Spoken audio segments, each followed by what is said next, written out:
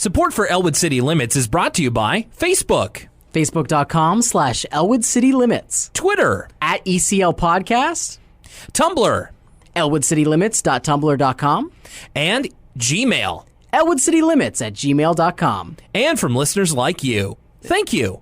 And my free time. Got to get that in there.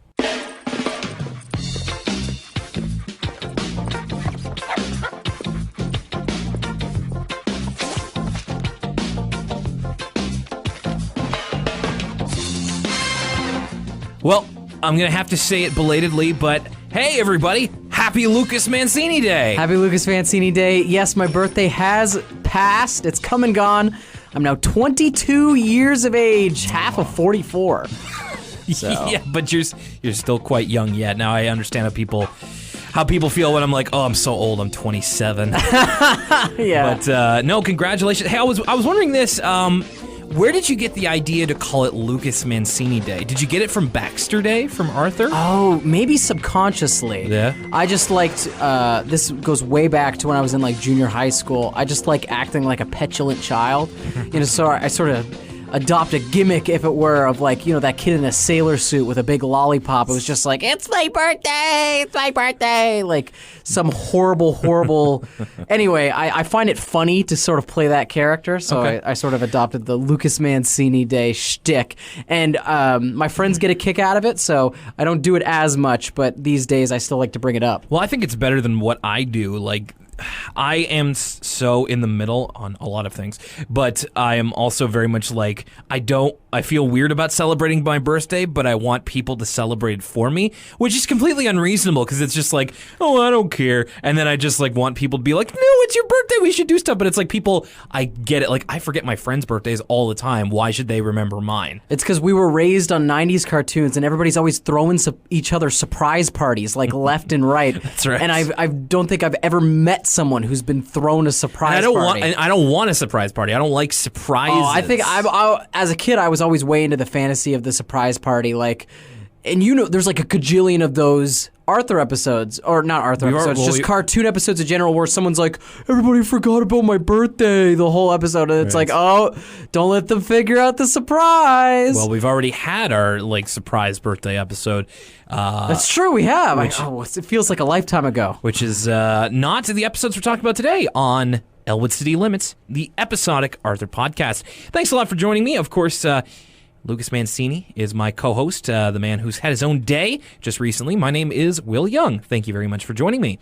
We've got 2 episodes as usual. I mean, well, it's 1 episode in 2 parts as usual. However, recently we've had a spike in the emails that we've been receiving. That's awesome. Yes. So last week we had a very lengthy one from listener Gareth, and this week he wanted to reply with a shorter one and clarify a few points and use it as a jumping off. So Gareth, thank you once again for the email. Hello, gentlemen. He begins. I enjoyed hearing you guys respond to my email last week. I won't go on a tirade nearly as long this time. Well, I feel like a tirade. I think I was the one who went more on a tirade. I was going to say, like, tirade almost, to me, sounds like it's, like, there's anger in it, or just, like... But I didn't feel any anger. I just felt that there was a lot of, like myself, attention to detail, which I appreciate. It sounded like he had binged a little bit on the episode, so he had a lot to get off his chest, That's which right. I appreciated as well. It was all saved up. I wanted to respond to one thing Lucas said. I was pretty surprised you didn't believe the Arthur characters ever refer to themselves as humans, especially considering it has happened a number of times in the episode you've already discussed. We may have put the disclaimer out there of maybe it's happened, we don't remember, but... We did kind of say, like, if I remember correctly, I feel like the response would have been, we would have remembered that if they did it. I don't know. And I think the other thing is, like, the main thing I cited, not to get too ahead of Gareth here, but the main thing I keep citing in my mind is I remember vividly one of my favorite Arthur episodes, the one where Art Garfunkel shows up. And that whole time he's singing about a bunny. Oh, so Gareth tackles this. A little bit. Lucas requested some quotations for this, and while I would love to go through and find every example, I unfortunately don't have the time or patience. I understand. However, here are the ones that I have from memory. So in one that we've covered already, Arthur and the Real Mr. Ratburn, and we talked about this at the time. Go back and check out that. I believe that's the 2nd episode of the show. It's just as good as it was now. Or whatever that was I tried to say. Buster says, get with it, Arthur. We're not dealing with a human being here. Oh, right. So and that's a we big one. did comment on it when we were listening to that. Then jumping ahead to a few seasons beyond where we are, in You Are Arthur, which he says the Arthur version of Hardcore Henry. You remember that one, the first person episode? Yes, I do remember. It's like the marathon, right? Yes. Yes. And then such a good episode. Arthur pretends to be a pirate with Pal, instructs him to dig up the buried treasure. Pal returns with a bone. Arthur says human treasure, not dog treasure, etc. That's not to mention that in nearly every episode they use words like people in person. Maybe they do, and I just totally don't notice it. Yeah, there's maybe some cognitive dissonance going on. Lucas mentioned that later in the series, Buster is referred to as a sad bunny. But this is a quote from Art Garfunkel. It gets better. Who seems to be a deity of some sort in the Arthur universe. He speaks only to the camera and has a complete awareness of events he was not present for. So I think, oh man, You know what? That episode obviously can't come up fast enough. But like we'll put a pin in this parking lot. This and for later, like Art Garfunkel is God? Question mark? He either that or like the Marvel Universe's The Watcher. The Watcher. Yeah, like some sort of demigod. This is something to put a pin in for when we get to this episode later. Oh, yeah. It's definitely a cross that bridge when we get to its situation. I personally can't wait for the musical episodes, and that is no exception. Ultimately, I'd say it depends on who's writing the episode. Some episodes will be played completely straight, where characters are entirely human, save their designs, and others will play up the more fantastic elements. Thanks, Gareth. Well, appreciate that, Gareth. We'll have to. I love that email. Yeah, I'll have to pay a little bit more attention to that. Remember, elwoodcitylimits@gmail.com if you'd like to interact with us here on the show. And if you don't want us to read your email on the air, that's fine too. Just make sure you let us know. Okay, so today's episodes, we're going to start it off with Bully for Binky. And of course, this one starts off right on the evil Binky note. This was interesting in that I just watched the episode of the original Star Trek series, Okay. where Kirk splits into good Kirk and evil Kirk. Okay. So immediately I was just like, oh, that's evil Binky. So it's like Binky was involved in some kind of transporter accident, and the good Binky is the one that plays clarinet, and the evil one is the one that bursts through the double doors of the cafeteria and demands the dessert toll.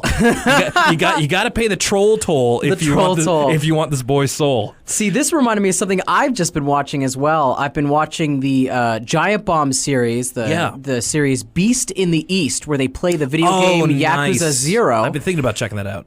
And in episode 2, they encounter a character called Mr. Shakedown, who is this very large Japanese man who demands money. No, first he demands to fight you if you don't give him money. And so I was like, oh my goodness, Binky is the Arthur universe's Mr. Shakedown. Not bad. Or, I forget his name, but the big guy from Friday, who everybody was scared of. He would just take their stuff. Played by Tony Lister. Yes. Yeah.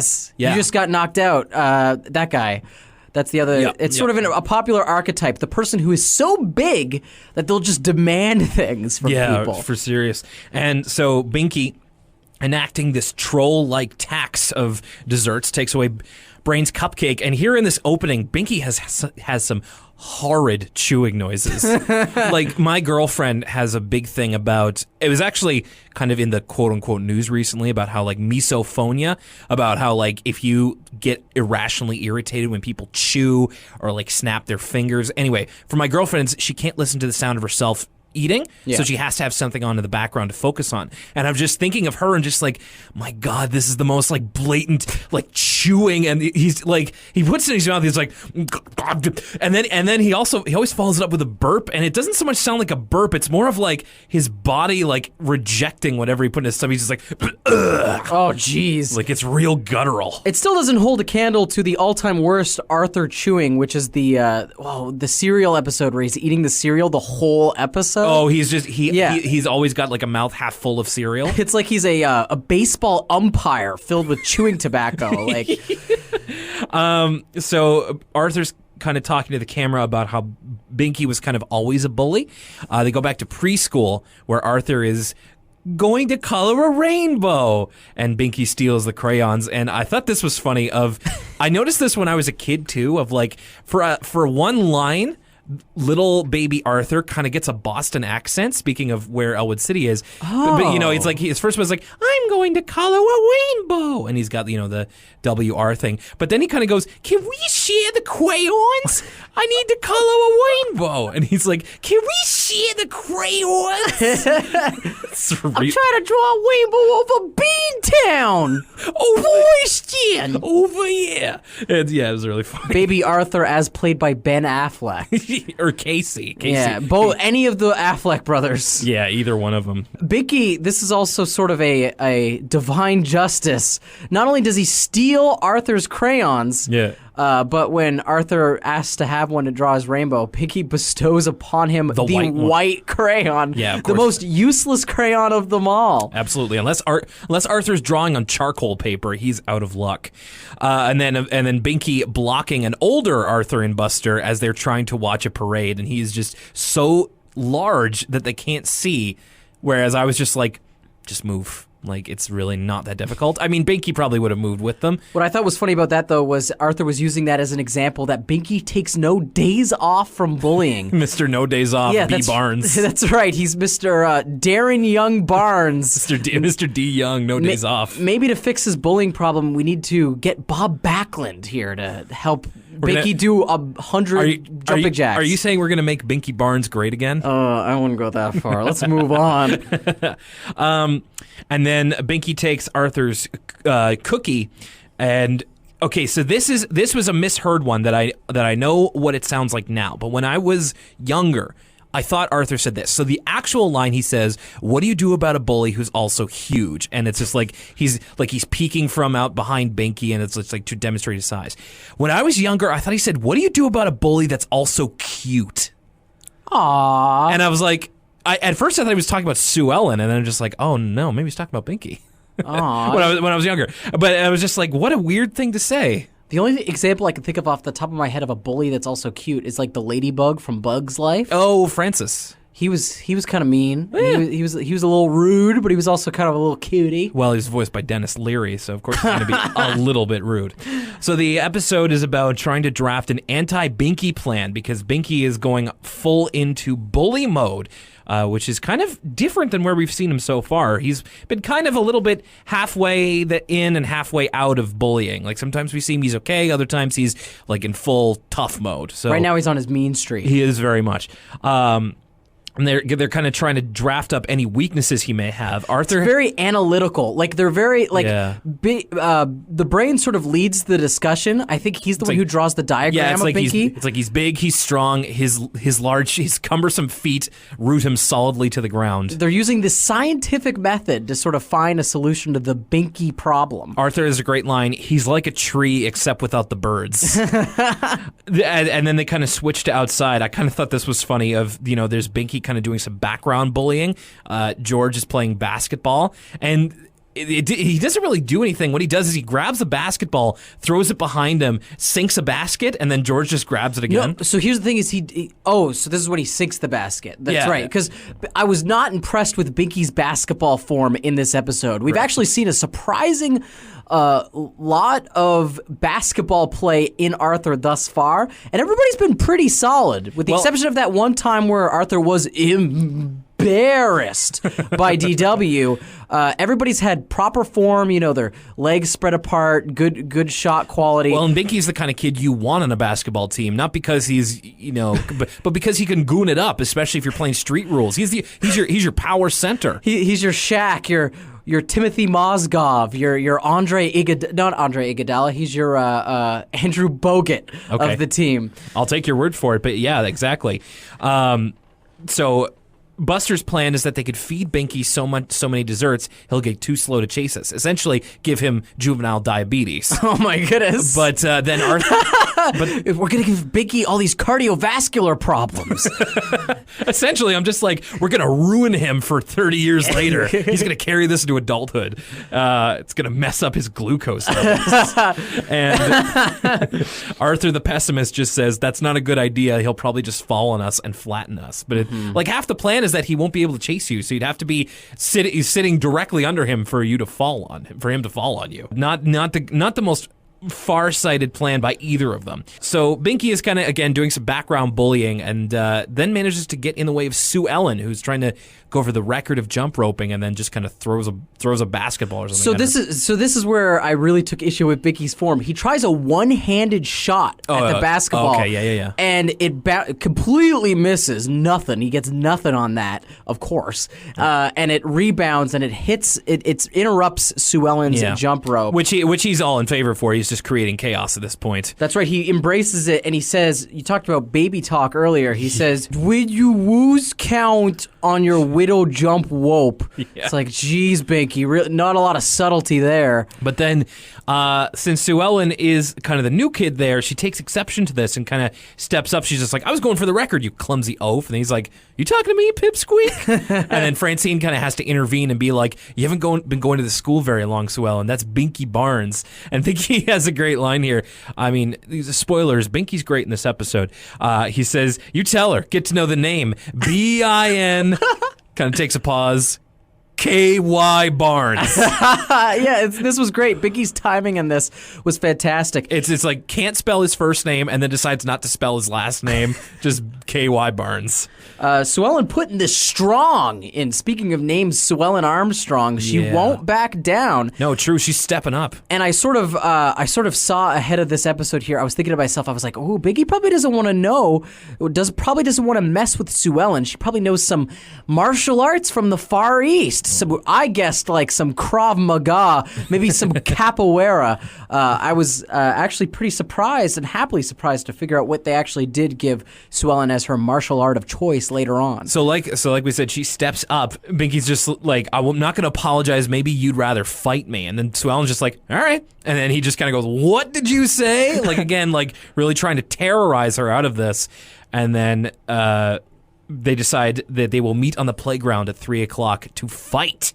And it's people. You ever are have quite that struck when by you were in bravery. elementary school? Kids would like plan a time, because I never really saw kids get into fights until high school, and it was always a spur of the moment thing at that point. Well, here's something strange is that when I was in like grade 1, like the boys would just like go to so we had like a playground and the ground was like, pebbles and stuff, and we would just like fight at recess. Oh, But yeah. It was almost a little Fight Club-ish, because it wasn't like, we weren't like fighting because we didn't like each other. We were just kind of fighting. I think that's different, though. That's like when my friend broke his arm pretending to be Rey Mysterio, jumping off on me on the mic. It wasn't even like wrestling. We were just we were wrestling around, but it was just kind of a kid brawling. But that's like roughhousing. Did you ever have kids be like, "We have an issue. I'll meet you at sundown"? Like, trying to solve a problem via violence. No, but that was the trope. It was always like 3:00 at the flagpole or something. Yeah. No, but I think it may have been intimated to me or someone a couple times. They're just like,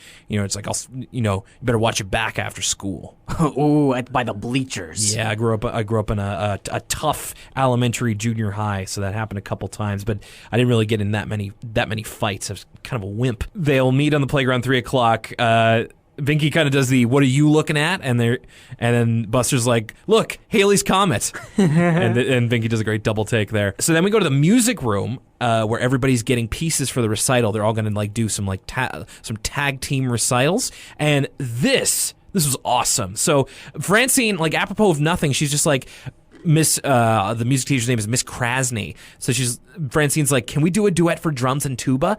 And then Francine and Buster do this like 30-second, like not even like 20-second duet for drums and tuba, and it's awesome. Yeah, they tear it up Whiplash style. Like they just go in on the drums and tuba.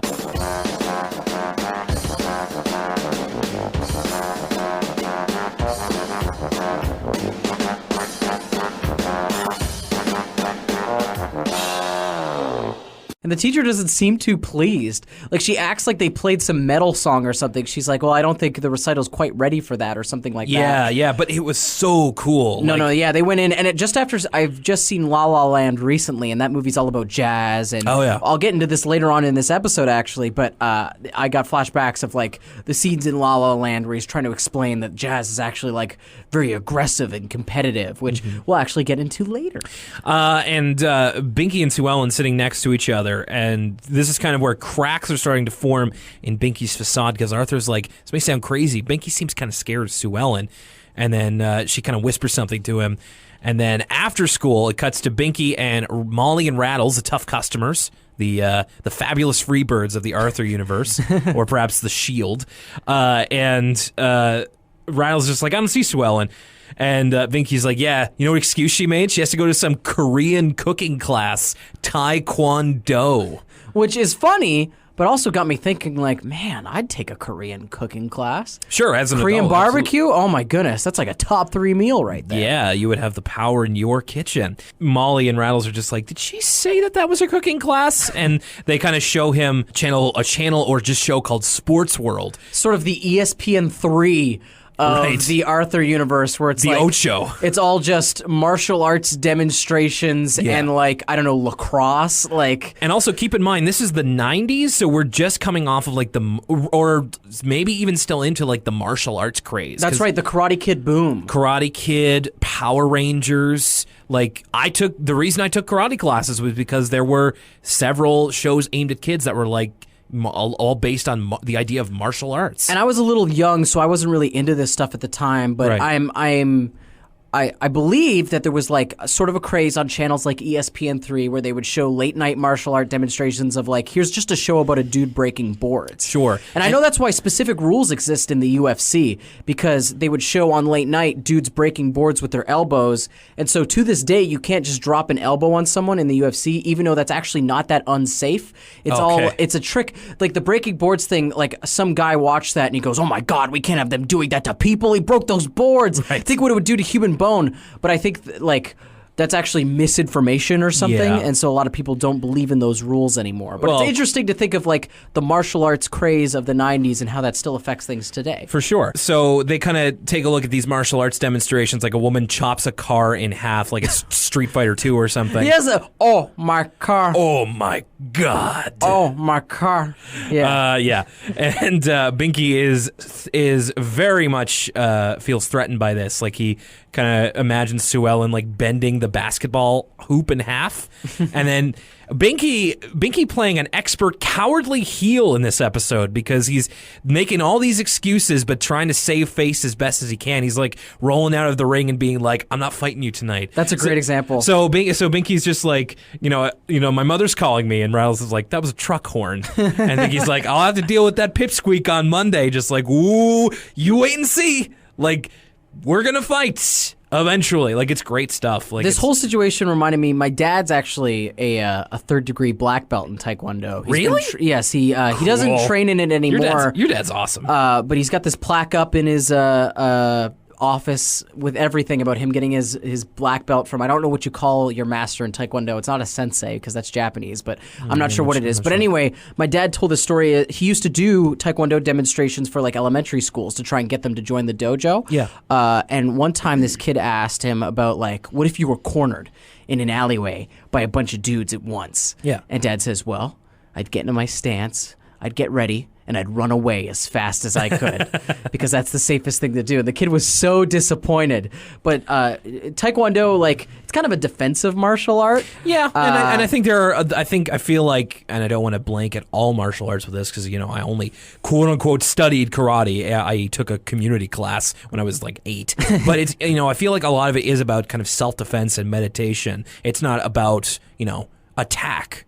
In fact, I feel like attack is de-stressed in a lot of martial arts. I mean, except if you're using it for like combat purposes. It varies. It varies to the different ones. Like I don't think Muay Thai is a very defensive martial art. Sure, flying knees all over the place. No, absolutely. But I will say that, or like capoeira, which is like kind of like a dance. Yeah, it's like breakdancing. Yeah. But the thing about it's interesting that they picked Taekwondo for this. It's got a lot of flashy kicks, and I just thought that was interesting detail because I always remember that story about my dad. People always kind of think that if you really train hard in a martial art, you'll be like Bruce Lee in those movies where everybody stands in a circle and you can take them out one by one. Right. But I always think about that story about my dad being like, no, I would run away. I am like 5'6". Yeah. Your dad's a smart dude, but that kind of it's kind of interesting. You have a great interest in martial arts, and I guess it runs in the family. So Binky and the tough customers are at like a movie, and Sue Ellen's just like, "Where were you this afternoon?" And she's like, I almost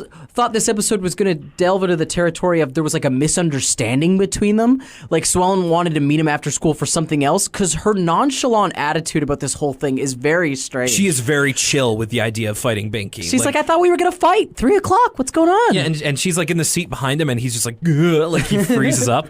And then, they make it for Monday after school. Molly's just like, you better hope that what happened to the last guy Binky fought doesn't happen to you. And she kind of pauses like, who was the last guy he fought? Which is, this comes up later on in the episode. This is so great. Every time someone mentions it, they're like, wait a minute. When they come so close to that like threshold of like understanding the situation, and they just take a few steps back. Yeah, they're like, because it sounds so unbelievable, and they're just like, no, he must have fought somebody. Or something. So scary. He must have fought somebody.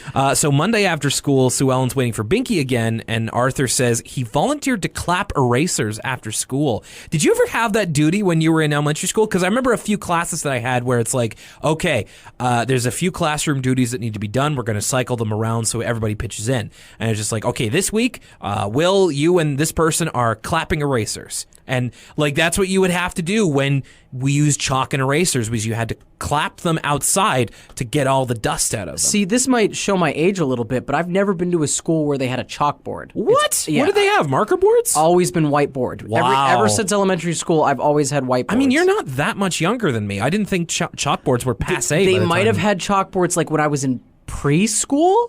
And now I'm really stretching my brain cells to try and think about this. We didn't get marker boards until like I was in high school. No, I had marker boards from elementary school on. I've never had a chalkboard. Then again, it could have been a difference of the particular schools we went to. I don't know. So Binky's clapping erasers. Sue Ellen says, I think Binky's scared of me. And Francine says, I hope so. Then he'll know what it feels like. And then they do the same thing of like, what happened to the last guy who fought Binky? And both Arthur and Francine are just like, I don't know. Who was it? Like, I can't remember anybody ever fighting Binky. So this is kind of, and we'll get into it explicitly in a little bit, but kind of true to Binky's character and the idea of bullying in general. It's that Binky isn't really a violent person, but he's tremendously insecure. So instead of ruling through violence, it's through intimidation. It's through the threat of violence because he's so big. He's all bark and no bite. Absolutely. And I think that was a really good kind of lead up to that. So Arthur and Francine are outside like flying this kite, and Binky comes by later after Sue Ellen leaves, and he's just like, she ran away. And Francine is just like, she said if you were too scared to fight, she'll call it off. And Binky's like, well, I'm scared. Like maybe you'd like to take her place, huh? He starts to walk away, and he's just like, can I talk to you guys? and it's a nice little sincere moment that leads into something that's actually really nice.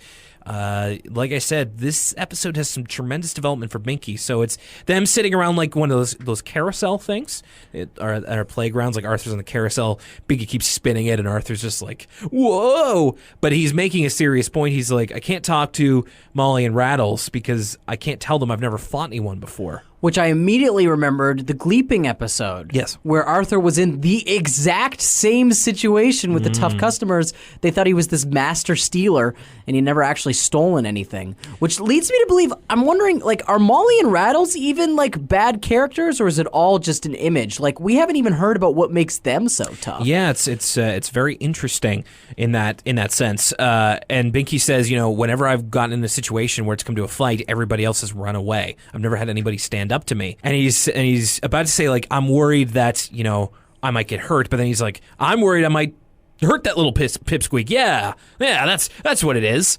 And then Francine actually has a very prescient piece of advice. She's like, it's like, me, you don't have to, threaten everybody. And Binky's like, well, it's what I'm good at. And she's like, maybe you could use it for something more constructive, like music. And then Binky decides that if he can't beat Sue Ellen in a fight, he'll beat her in music at the recital that they have together. So they're like kind of teamed together in their recital. So he'll beat her there.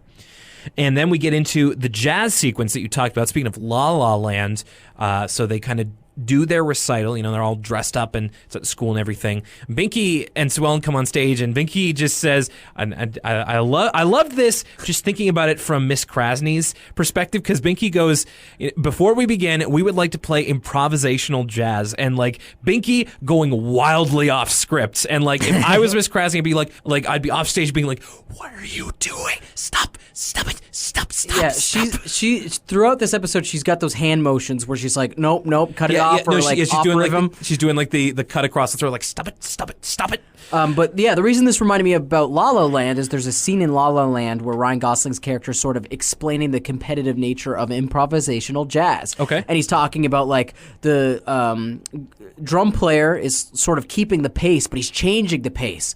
And now the saxophone player, he has to force his way in with a solo. And it gave me a new appreciation for jazz music, because he talks in depth about like it's all a big competition. Like everybody's sort of moving and jostling for their spot in improvised jazz, but also trying to make it sound like music, make it sound good at the same time. Yeah. It's like a competitive, make it sound coherent.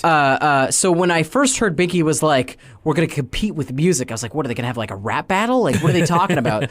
Then it turns out this was a great fit. Yeah, and I mean, I'm planning to see La La Land tomorrow, so maybe I'll have a better appreciation of this after seeing Binky and Sue Ellen's improv jazz competition. So Binky kind of goes at it with the clarinet. Sounds pretty good.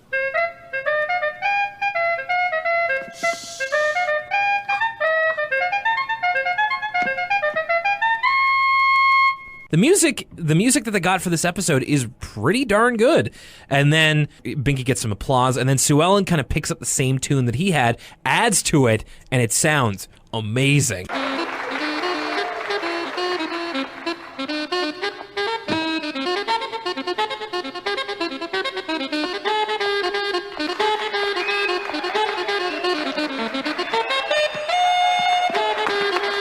And, you know, the crowd's going nuts. And then Binky is obviously beaten, and he goes outside, and he's just kind of hanging his head, using his clarinet as a bat to, like, swing at some rocks.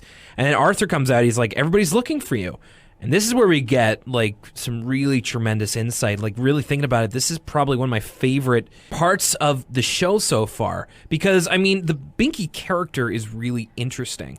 It's very layered. And this episode was the one that kind of brought it all together a little bit, because the conversation that they have essentially boils down to, like, you know, Binky's sad because, you know, Sue Ellen was better than him, and he uses the phrase, she beat me.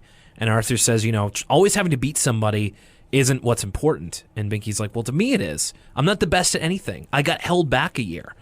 And so he is revealing his inner insecurities. He's insecure about, I mean, sort of his intelligence, but generally just not being the best at anything. He needs to beat people. He needs to get one over on people in order to feel good about himself, because there's nothing that he feels he's the best at before anybody else. Like, Arthur throws a rock at the tree, and Binky throws it higher, and he's like, mine went higher. Like, he has to prove that he's better than people in some way. And I love that they sort of had that stem from directly him being held back a grade. I think that's so interesting because, you know, it hasn't really been addressed yet. Well, and also, like, in cartoons, like, so often everyone's kind of on an equal playing field. That's sort of the message, is like, oh, you know, everybody's equal. But I thought it was so interesting that they tackle, like, not everybody's equal. Like, some people have difficulties with things more than others.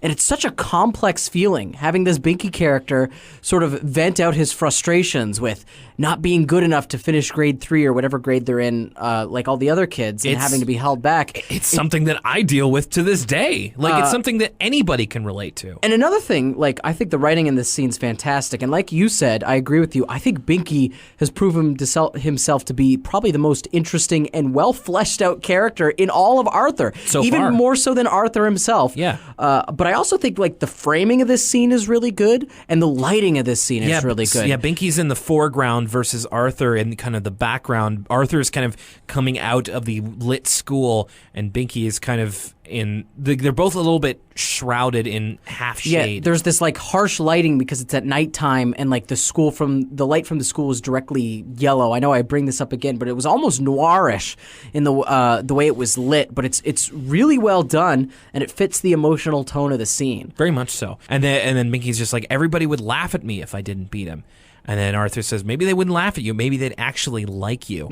But then he makes a good point of just like, I know that together you and Sue Ellen sounded the best of anyone.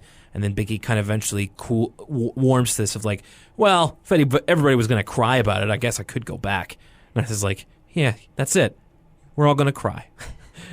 So he does go back, and then they sound great together. Like they have a great piece, and they knock it out of the park. And then they finally make peace with each other on stage. You know, Sue Ellen's just like, I don't want to fight you, Binky. And Binky's like, all right, that's what you want. Like trying to keep the tough guy thing, but just letting it slide a little bit. And then she's like, if you ever want to, I'm ready. So, you know, just like, I'll let you off the hook, Binky. But if you ever really want to do this, I'm ready to go. You know what you're stepping to. And then the next day at school, it seems that it's back to normal with Binky. He's menacing Frank, our rabbit Frank. Sorry, Gareth, I forgot the actual name of the bunny. But, you know, he's kind of going after him for his dessert. And then Sue Ellen walks by, and he's just kind of like, just checking for harmful objects, and then just kind of backs away. He says, this. I wrote down this line because it's so weird to me. He goes, you can never be too careful. You can never be too careful in this cafeteria. This is the same cafeteria where the quarters were in the brownies. I guess that's a really good point. I didn't think about that. You know what? If that happened in my school, I would be checking for foreign objects as well. All the time. And then Arthur holds up a drawing of the real anti-binky weapon, which is Sue Ellen. And that's the end of that one. And now a word from us kids.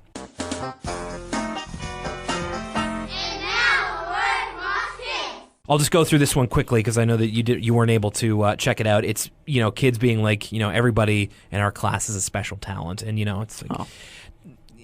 I was kind of hoping that you had watched this one because, you know, we make a point of we don't want to, like, make fun of these kids or anything because they're just, like, they're 7, 8-year-olds. They're in elementary school.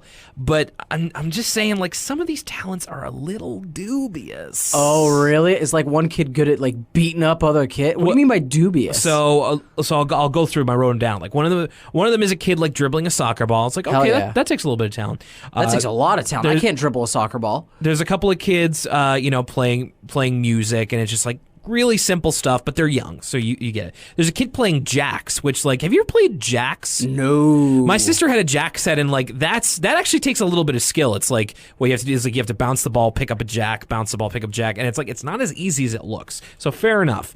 There's one kid who's like juggling, but it's not really juggling. He's just kind of throwing 2 bouncy balls up in the air, like he'll catch one and then throw the other. It's not like a juggling thing. He's just kind of throwing balls up in the air and catching them. Hey, you got to start somewhere. I guess so. Maybe he learned. Maybe he grew up to be a battle juggler. There's got that now. That's something you can find on ESPN3. Wow, really? Competitive juggling. Wow, oh my gosh, of course.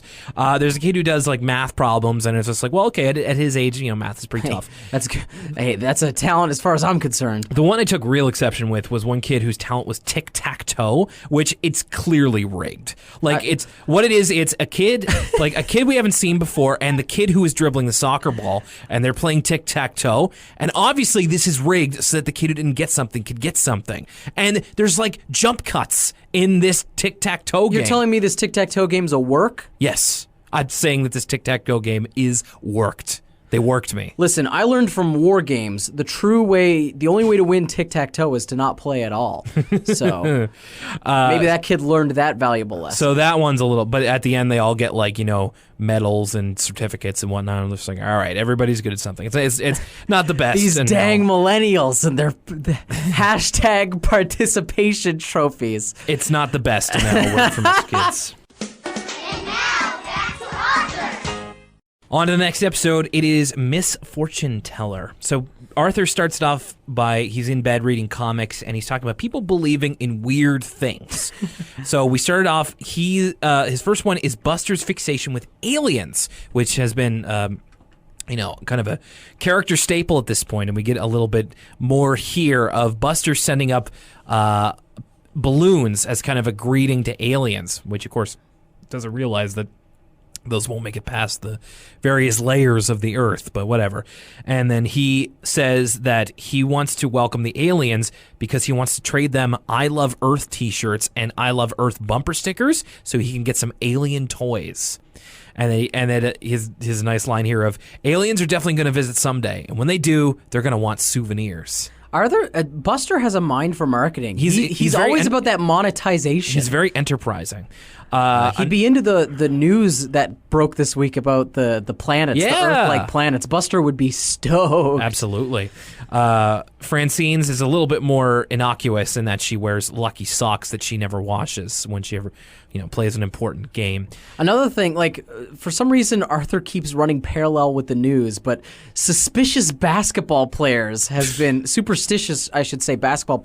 the news lately. Kyrie Irving believing the earth is flat and all that kind of stuff. That sort of thing. And then Arthur's just like, I don't believe in any of that stuff. But then before the cold open ends, he checks under his bed for monsters. So it's like, oh, maybe he does. So the episode starts at Prunella's half-birthday party.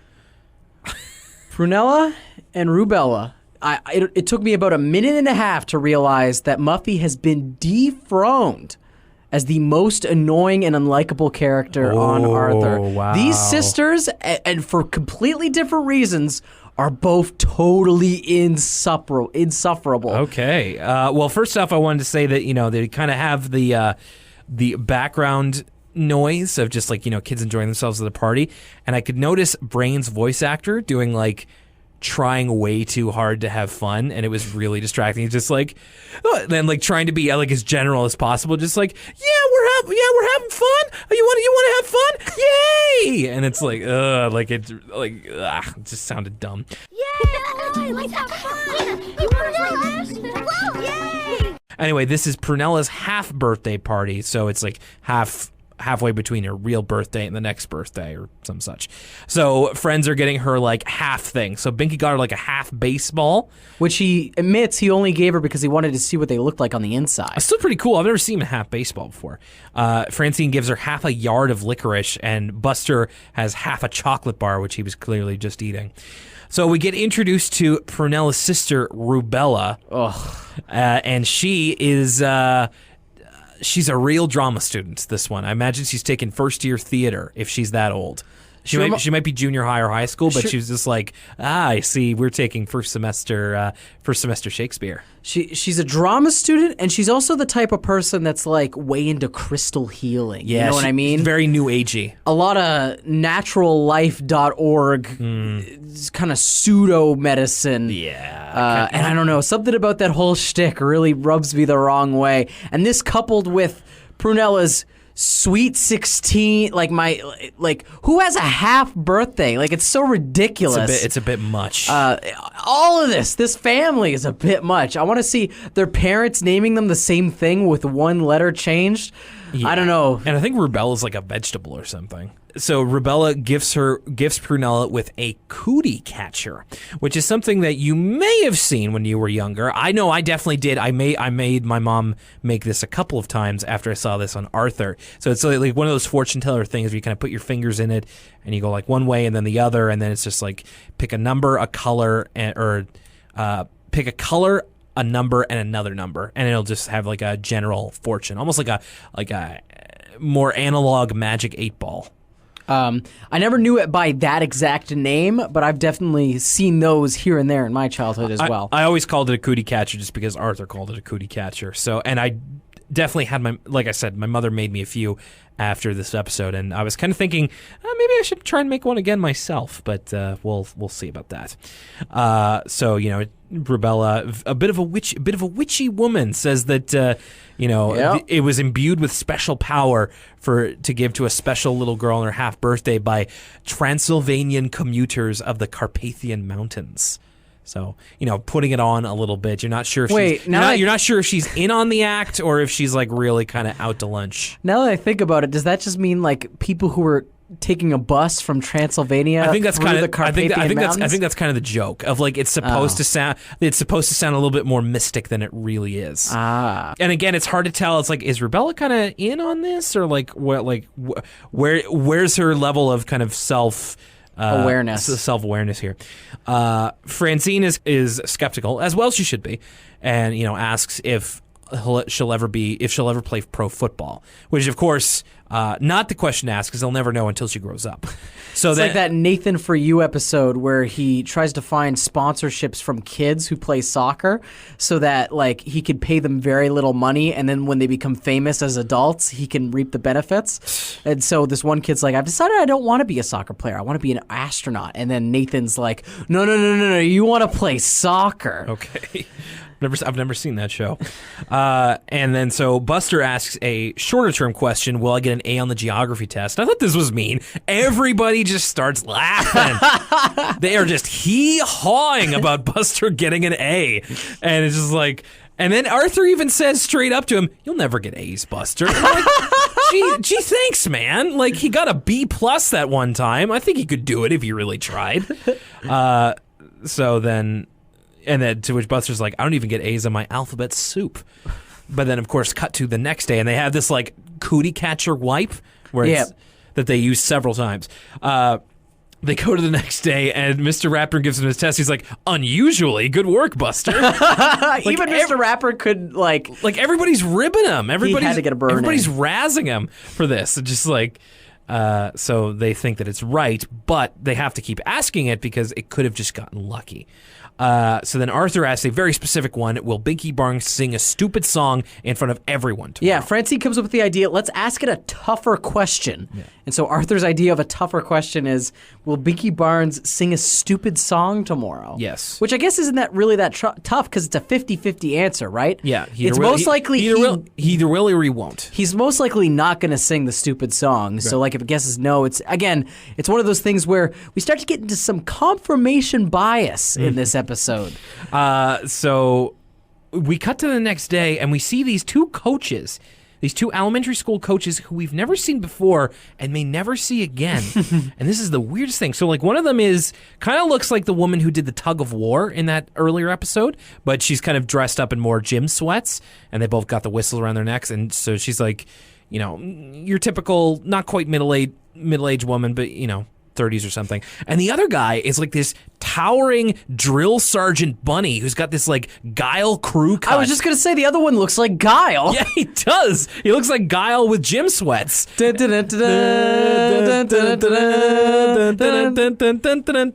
Yeah. So Sonic Boom. And so he looks like Guile, and like I'm just like, I've never seen this guy before, and I don't think we'll ever see him again. Anyway, they're arguing about, of all things, the way a nursery rhyme goes. And, of course, like, you think they could have something, I don't know, a little bit better to argue about, but whatever. I guess they're just really bored. This kind of bothered me. So they're talking about the itsy bitsy spider, but they keep calling it eensy weensy spider. So that's weird. It's like a weird variant. I'm just like, all right, I don't know why we need to baby it up a little bit. Also, I don't think we ever get a name out of the male coach, but the female coach's name is GRIMSLID. Which kind of is she's like, it sounds like, is she like Norse or something? It sounds like she's like one of the it reminds me from Splinter Cell of that person who was part of your team, Grimm's daughter. It reminds me of like, it sounds like she's one of the what was that show called where people had to do the obstacle course and the wrestler looking American Gladiators? Yeah, she sounds like an American gladiator. GRIMSLID. Exactly. Avoid the tennis ball cannon fired by GRIMSLID. That's great. I loved American Gladiators. This whole situation reminded me of when I was in high school. I don't remember if this was leadership class or gym class. They both took place in the gym, but there was one time we had nothing to do on the curriculum. You know what I mean? Yes. And we were playing Stormy Seas. Oh, yeah. And the punishment if you got tagged was you had to do something embarrassing. And the gym teacher made me sing I'm a Little Teapot. And so it was just a weird thing in my head where it's like, oh, gym class, nursery rhyme. Had a little flashback. Stormy Seas, great game to play. Love that game. So then the male guy just gives Binky like a I'll see you at WrestleMania point, and he's like, Barnes, come here. And then he gets Binky Binky to sing Eensy Weensy Spider. And they were arguing about whether it was up the spout or down the spout again, which is like, of course it's not down the spout, you fool. This is probably why we never see him again. He's not exactly the brightest bulb in the drawer. Binky surprisingly happy. Like, yeah, no, he gladly does it for old Commander Guile over here. He's just like, yes, sir, coach, and then like goes into a full routine and seems to be fairly jubilant about doing the whole thing. Yeah, like he puts on a little bit of a show. Like he's got some dance moves he busts out. So they're relatively certain that the Cootie Catcher is, or most of them are, that it's, on the level. But Brain is still kind of skeptical as they go into the Sugar Bowl. And this is kind of where we start to get, we're starting to ask it kind of common things. And so this is where I made this comparison, and we'll actually see it realized at the end of the episode. Have you ever read the Batman graphic novel Arkham Asylum: A Serious Home on Serious Earth? Yes, but a really, really long time ago. Okay, it's the only reason I bring that up is because in that one, it's like the psychiatrist that was working with Two-Face has moved him from, the two-sided coin to like a deck of cards. But the problem is that he can't make a choice without going through all 52 choices. So essentially, she just broke him even more. Well, and that's what I was thinking of. And just bringing this back, I know this is really tangential, but it's just like what I was thinking of. It's like, okay, now we're starting to get to the point of like we can't make routine decisions without consulting the Cootie Catcher. Like we're going down the Two-Face rabbit hole here. You're slaves to like the maybe Cootie like Catcher. maybe at one point, in order to make like 8 decisions, Two-Face moved from a coin to like a 6-sided dice to a Cootie Catcher. I don't know. Buster asks Francine for some money so he can buy like a milkshake or whatever, but Francine said, I asked the Cootie Catcher and it said you didn't need money. And I'm like, how did it know? Like you could have just asked him and he needs money. But Buster kind of does a handstand to demonstrate there's nothing in his pockets. And then as Buster's going inside, a woman asks him to carry her bags to her car, and he like just gives him money. And then it's just like, so it was right. And Brain is still very skeptical. Yeah, Brain, like, at least for the first half of this episode, Brain is sort of the Lucas surrogate during this whole thing, because there's like one part, I'm not sure if it's later or if it's right here, where Brain literally buries his face in his hands, and he's like, oh, brother. Yeah, oh, brother.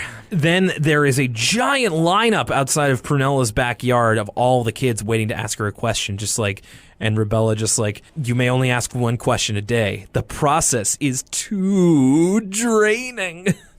And so they're really hamming it up at this point, really relishing. And like we don't get much of this episode from Prunella's point of view. She's just kind of an accessory to the Cootie Catcher. It's like I said last week, it's more of an ensemble episode.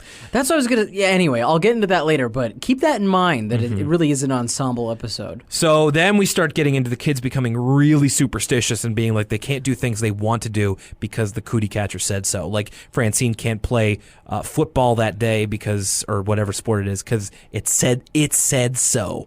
And then there's a cutaway to Arthur and Brain, who says. Arthur's just like, Rebella says anyone who doesn't believe the Cootie Catcher is cursed. And Brain's just like, it's like, nah, it's like, Arthur, come on, that's stupid. And then his bike gets like smashed by a garbage truck, which just like backs into a tree where the bike is. And then Arthur gives a great read here of, it's the curse of the Cootie Catcher. Yeah, he says that after Brain's like, my bike. And then Arthur's like, it's the, like, whenever they give Arthur's voice actor like a line to like shriek, it's always a home run. Yeah, he's very good.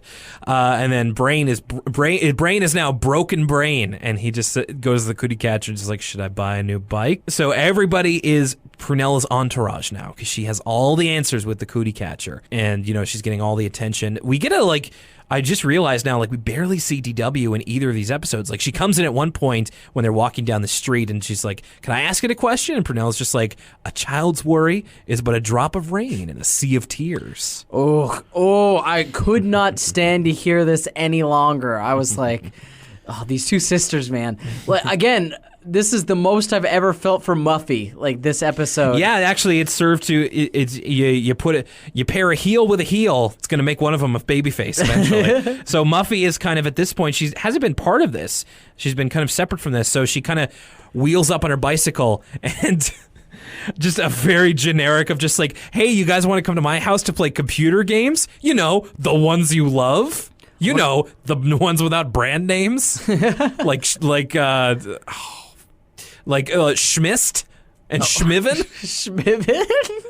I wonder Schmajama Schmam. if Muffy has games that they love, I wonder if she also has games they don't love. Like maybe they love to play Doom, but Muffy also owns Chex Quest.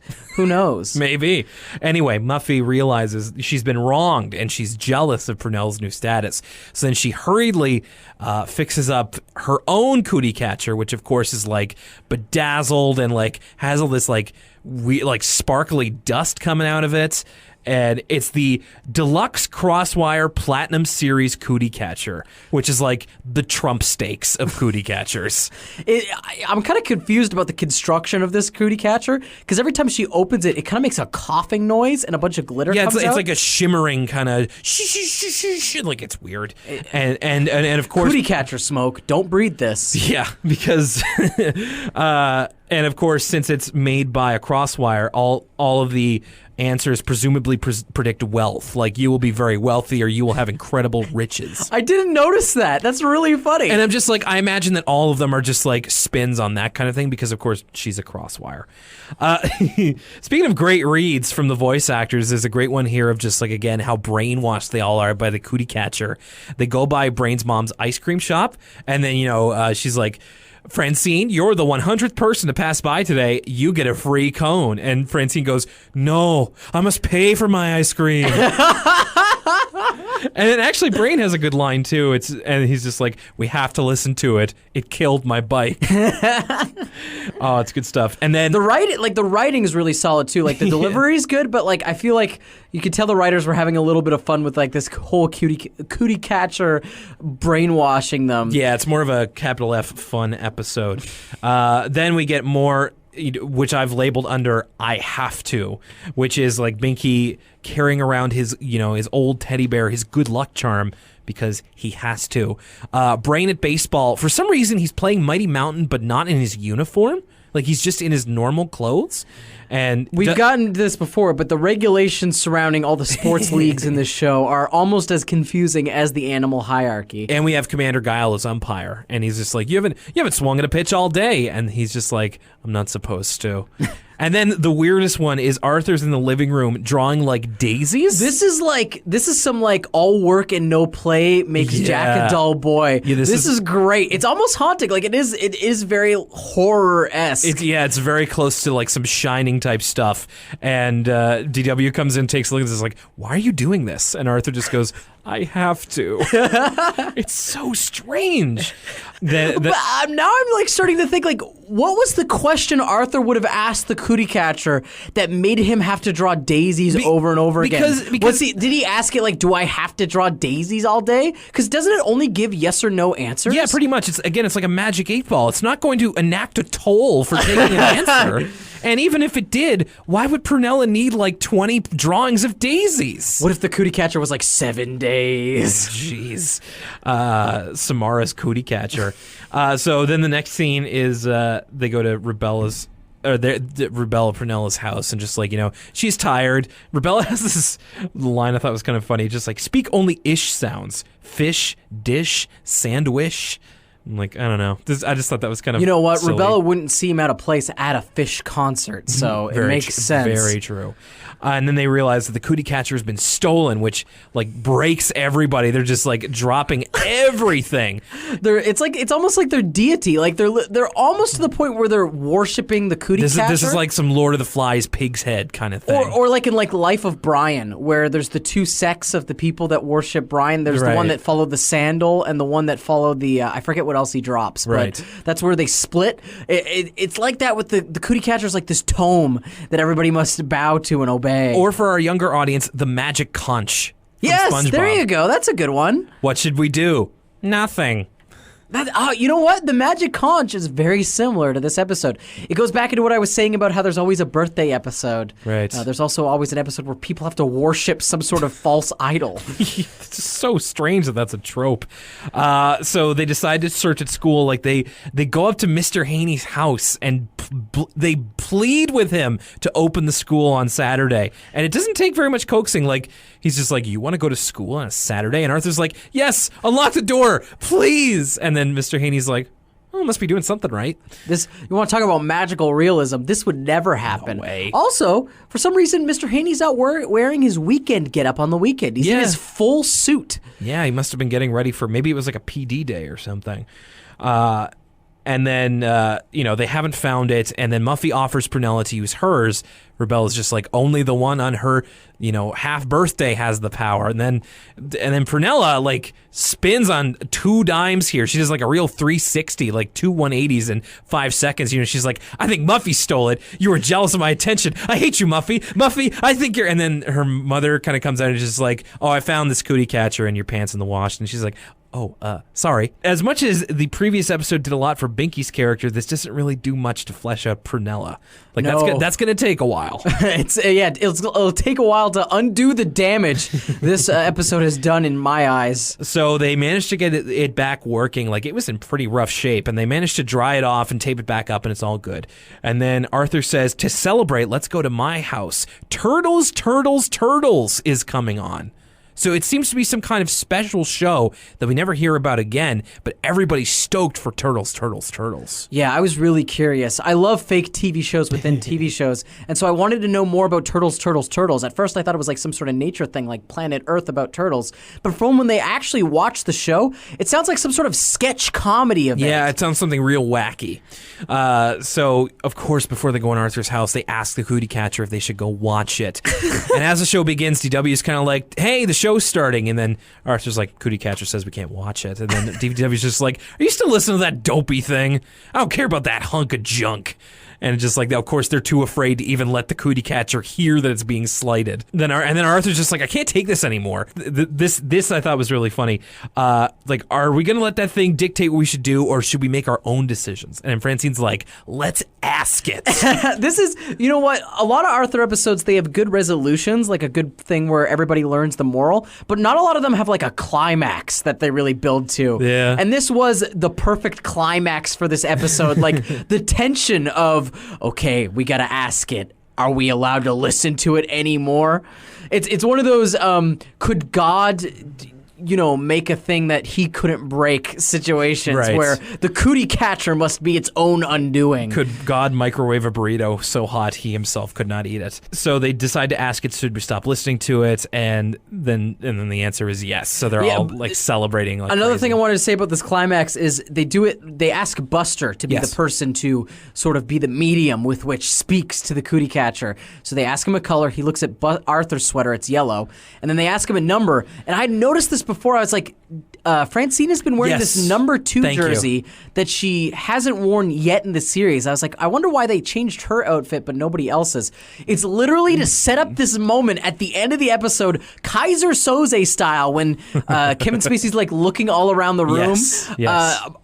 Buster looks at Arthur, he's like, yellow. And he looks at Francine and he's like, 2, the number 2. But then he's just like, 2 again. So it's like, yeah, if Francine had worn 2, he would have been out of luck. They might still be there to this day. Which actually, if you really think about it, it's like, was this divine intervention by the Cootie Catcher? Did it put these objects in front of what came first? Did they actually have the Catcher? Did they have free will to choose these clothes to wear that day, and so Buster would see them? Or was it the Cootie Catcher's doing? Praise be to the Cootie Catcher. Oh, Jesus. Literally. So then they are able to watch Turtles, Turtles, Turtles, and then while they're in there, Prunella throws away the Cootie Catcher, just like, all right, I think this has run its course. So at the end of the episode, speaking of Two-Face, so DW at this point has raided the garbage, and she is doing the Cootie Catcher up in bed, and Mom's just like, turn off your light and go to sleep. DW's like, I can't sleep. And so she's under the cover asking the Cootie Catcher if she can go to sleep in an hour. No. 2 hours? no. And it's just like, oh no, it broke her. She can't make her own decisions anymore. That is really morbid. As someone who's ever, I'm sure we've all had trouble sleeping before. Sure. And that's like what a nightmare. It's just like, can I go to bed now? It's like that episode of Battlestar Galactica where it's like the Cylons attacking every 42 minutes and it's just like, oh, you can't sleep. You know what, though? DW really messed up by asking it in increments of hours. She should really have said, minutes. Can I sleep in 30 seconds? Yes. No, 31 seconds? There's a lot more chances to get it right at that point. That's right, but silly DW. Okay, let's talk about what we thought of this episode. Do you mind if I talk about Bully for Binky first? Sure, no problem. Okay, so I wanted to say that I think this is one of my favorites of the season so far. And I'm really going to have to go back at some point because we're getting to the end of the season. Oh, that's really exciting. We're within, I want to say 6 or 7 episodes towards the end. And so I'm going to have to really go back and look at the ones that I thought were really impressive. But this one... Yeah, we should do a best of special. Yeah. A best and worst of special.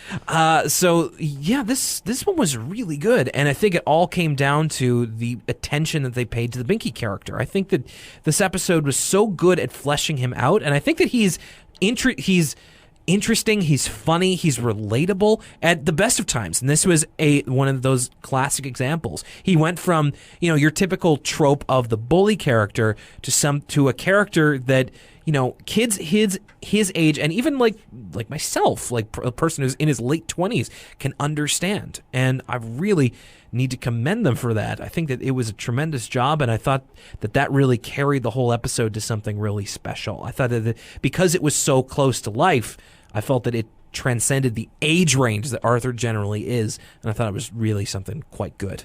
I mean, it speaks to the writing where the more depth you add to a character and the more you understand their motivations, the easier it is to relate to them. Yeah. And Binky, by far, is the most complex character on Arthur yet. And so I think that's really, again, I like this episode too. I also thought it was interesting that Sue Ellen was sort of the foil for Binky in this episode. Yeah. She's been really recently introduced, and I thought this was some great screen time for her. She came off as really likable in this episode.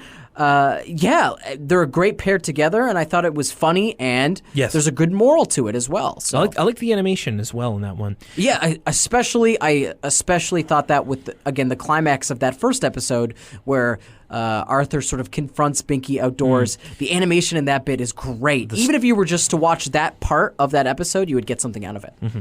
So you had some strong feelings about the characters in Misfortune Teller, but maybe on the other side of things. What'd you think? So I think Misfortune Teller is like a funny episode. There's a lot of great writing in it, but I think that episode sort of where it fails is that it's too unfocused.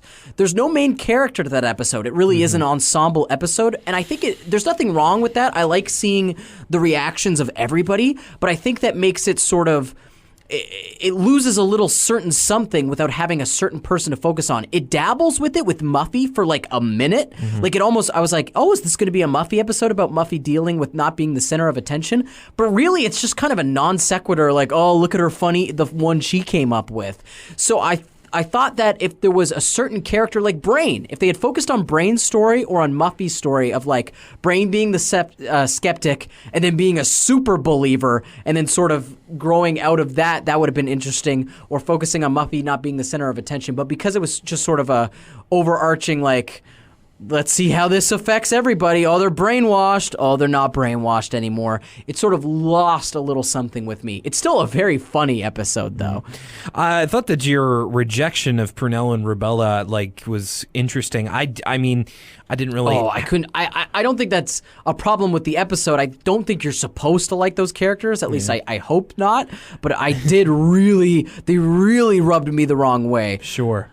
And I agree. I thought it was okay. And I think what really saved it was kind of the humorous situations and just kind of the writing in that sense. The plot of it is not really anything special. It's just kind of, like I said, it's one of those more fun episodes. It's not meant to be taken seriously. And in that sense, it's just like, I can't be too hard on it. But at the same time, I'm not going to remember it as well as something that they clearly did take a little bit more seriously, like Bully for Binky. All the same, it is, it's fun enough. And I think that it's definitely worth a watch. I just wouldn't put it into the category of Immortal Arthur episodes or something like that. It's not going to make my top 10 or whatever it is at the end of the season, but it's fine. So there you go. I would pretty much recommend both. Of different strengths, both of these episodes. I think that you're not going to lose anything by checking them out. Of course, finding them wherever it is you can find them. You can purchase Arthur on Amazon. That's what I know of. For our U.S. listeners, there's a few other options like the new PBS Kids app, or if you want some of the later seasons on iTunes, or of course, if you have cable, you can just watch it on your local PBS affiliate. I realize that to bring this full circle, we might have discovered two deities in the Arthur universe today. The Cootie Catcher and Art Garfunkel. What a weird show. A clash of the titans. So next week, speaking of Immortal Arthur episodes, I can't believe that it took us nearly 24, 25 episodes to get to this one. Next week, it's Arthur's Tooth and DW gets lost. Now, Arthur's Tooth, if you would have asked me, I would have been like, oh yeah, that's like first 5 episodes. No, we're in getting to the mid-20s now. I can't believe that it hasn't happened yet. Arthur can rent a car at this point. Yeah, pretty much. Thanks a lot for listening to this episode of Elwood City Limits. We really appreciate your continued listenership. If you would like to interact with us, let us tell you the ways. On Facebook, facebook.com/Elwood City Limits. That's where you can find the episode, our fun screen caps, and you can leave a rating there, as a couple of our wonderful listeners have as well. I don't have Wi-Fi right now, so we did get another 5-star rating on Facebook, and if I could, I would like to shout out the person who gave it to us, so my apologies. On Twitter, at ECL Podcast, thank you everybody for the likes and retweets. Keep them coming and spread it around. We've got the screen caps there. Of course, the mess on Twitter this week was with Chrissy Teigen and John Legend. Oh my goodness, that picture's so funny. Chrissy Teigen tweeting out, I don't think it was her meme, but it was a meme of Arthur without his glasses looks like John Legend, and kind of having them back and forth, and it's kind of uncanny. Now we have new casting. John Legend breaking into acting again with La La Land. Now we have new casting for our adult Arthur reboot. I mean, they're doing it with Archie Comics. Why not do a live-action Arthur Netflix series? I really hope they don't do it the way that Archie Comics is doing it. I haven't seen it, so I can't say either way. I've seen it all, and I'm going to watch it all. It's real bad, and I'm a bad person for enjoying it. But it's a thing that exists. Anyway, Riverdale. You can also follow us, elwoodcitylimits.tumblr.com. If you've got a Tumblr, we would love to see you over there. Really appreciate all the likes and reblogs. Finally, if you want to get in touch with us, elwoodcitylimits@gmail.com. A little bit more personally you can, just like Gareth has. Thank you, Gareth, for your email. Yeah, I love that email, and keep them coming, guys. That's awesome. Absolutely. And we'll take your email thoughts on anything that we've talked about on the show or the show itself. Finally, you can find us on SoundCloud. Listen over there, soundcloud.com/ElwoodCityLimits, or subscribe on iTunes. If you are subscribing on iTunes, please leave us a rating and review. We always appreciate the ratings and reviews. Helps us get seen by that algorithm so that we can reach more lovers of Arthur. Okay. The algorithm. It's like the Cootie Catcher. It's the algorithm. Like we need to rate to appease the iTunes algorithm. Absolutely. Okay, Lucas, anything else? We have to listen to it. It killed my bike.